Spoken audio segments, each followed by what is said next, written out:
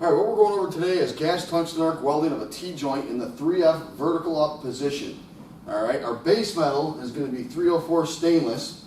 It's going to be 1/8 of an inch thick. If you get certified in this, you're going to be certified in 1F, 2F, and 3F. And your thicknesses, if you do it on an 1/8 inch plate, is going to be 1/8 of an inch to 2T, which is 2 times the thickness, which would be, of course, 1/4 of an inch. Alright, our shielding gas is going to be 100% argon, set at around 24 cubic feet per hour, 106 amps on the high end, because you got a rheostat, so if it's all the way down, 106 amps. Our filler metal is going to be 308L, 1/16 of an inch. Our tungsten is going to be 2% ceriated with a point on the end of it. So let's get up to the machine, I'll show you our setup, and then we'll get into this. So this is a quick look at our setup. Here's the machine. We got the leads going over here to this table. Then I made a little bracket for my hand to go up, and there's the first weld we did. Alright, let's take a look at the first weld. Alright, so you want to get both plates to melt a little bit, then dab in, then establish it on both sides.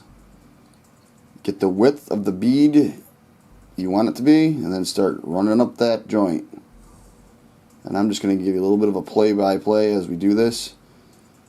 The first weld, because we can only get like an inch of video with that fancy camera, so on a 4-inch plate we got to change where the camera is about 3 or 4 times. On the first one we did it 4 times. This is the start, and you can see it's just going up. Here's the second part after we move the camera. Stay on the leading edge of that weld when you're dipping. And any movement, right or left, that you have is going to make that weld drift to the right or the left. You can see it's been pretty consistent so far. Dip and move, dip and move. We'll have to move the camera here in a second. Alright, so now we're on the top edge of the weld, or the top half anyways. And you can see the weld draws off what it wants. You don't need to jam it right into the puddle. It takes off whatever it wants from that wire. Straight up. With vertical, you don't need to do a lot of side-to-side motion. It just kind of goes where it needs to on its own. Here's the end. And when you end, you want to slowly back off that foot pedal. I try to do a little circular motion. Slowly take it out.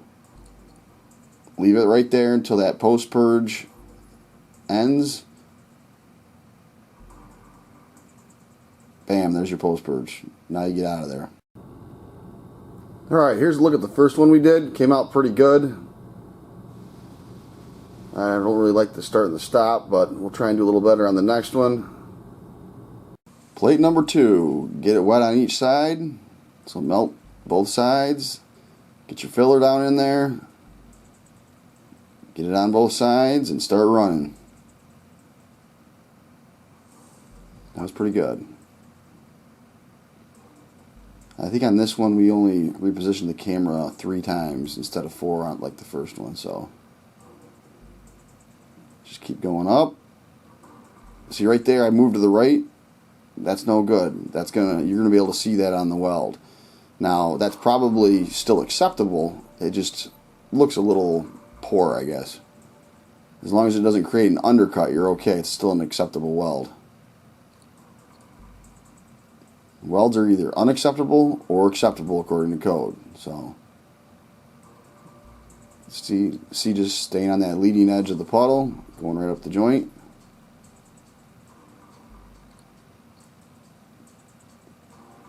Now we'll get into the last part of the weld here. Once we reposition the camera for the last time, you can see there's the top of the joint. We're just moving right up it. Same procedure at the end. Slowly back off that foot pedal. Do a little bit of a circular motion till that arc goes away, and then wait for your post-purge to actually finish up its job. So there we are. Little circle action. There goes the arc.